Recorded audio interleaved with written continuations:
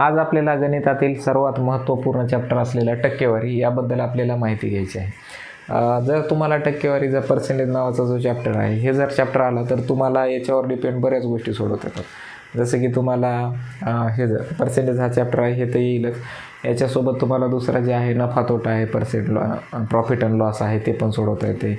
याचा वापर तुम्हाला बऱ्याच गोष्टीमध्ये होणार आहे। तर ते टक्केवारी कसे काढतात आपल्याला आज या व्हिडिओमध्ये पाहायचं आहे, ठीक आहे। तर जसं तुम्हाला माहिती आहे आपण संख्येमध्ये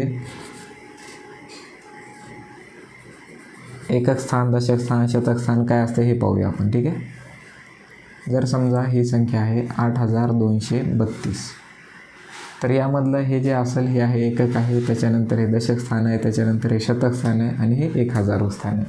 हे त्याच्या स्थानावरून आपण त्याला सांगू शकतो की एकक स्थान, दशक स्थान, शतक स्थान आणि 1000। त्याच्यानंतर 1000च्या नंतर 10,000 येते, त्याच्यानंतर लाख, 10 लाख हे तुम्हाला माहीत आहे, ठीक आहे। जर ह्या संख्येचे जर आपल्याला 10% काढायचे असतील, या संख्येचे जर आपल्याला 10% काढायचे असतील तर त्याच्यासाठी आपण गुणिले 10 भागिले 100 हे करण्यापेक्षा आपण एक सोपं पण करू शकतो।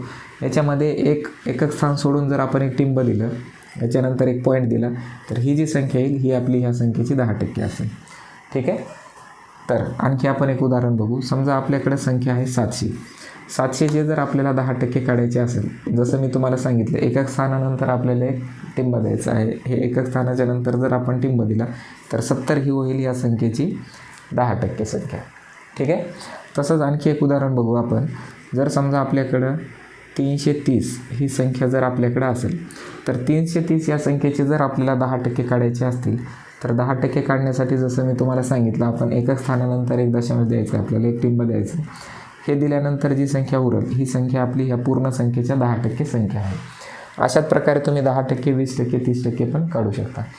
आणि यामध्ये आणखी एक गोष्ट जर बघितली, आता जर समजा तुम्हाला ह्या संख्येची आपल्याला 5% काढायची आहे रक्कम, किती 5% काढायची आहे, तर आपण काय केले 700ची जर 5% काढायची असेल आपण एक संख्येच्या नंतर एकक स्थानाच्या नंतर आपण इथं एक टिंब दिला, एक दशांश दिला, त्याच्यानंतर हे दिल्यानंतर जी संख्या उरली आहे 70 हिला जर आपण 2ने भागितलं तर ह्याचं उत्तर येईल 3 × 1 आणि हे येईल 5, तर ह्याचं उत्तर येईल 35। हे होईल या संख्येचे 5%।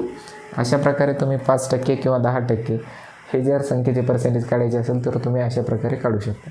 यानंतर 20%, 30% पण आपण ह्या पद्धतीनं काढू शकतो, ते आपण बघूयाच आता। चला, एक संख्या जर आहे समजा 800, ह्या 800चे जर आपल्याला 10% काढायचे असेल, सुरुवातीला तुम्हाला वाटेल की ह्याच्यापेक्षा आपलं ते गुणिले भागिले 100 हे ती वाली पद्धत सोपी आहे, पण ही पद्धत जर तुम्हाला प्रॅक्टिस झाली ना तर हे त्याच्यापेक्षा पण जास्त सोपं आहे।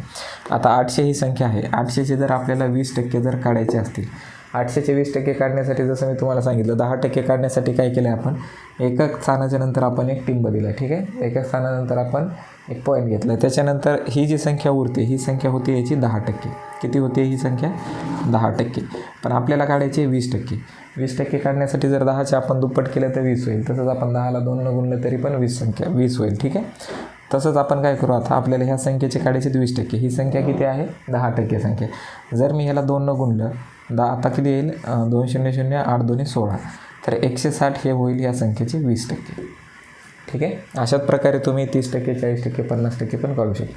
कोणत्याही संख्येचं तुम्हाला सुरुवातीला एकक स्थानानंतर एक टिंब द्यायचे, ते दिल्यानंतर जी संख्या उरेल ती तुमची 10% संख्या आहे, ठीक आहे।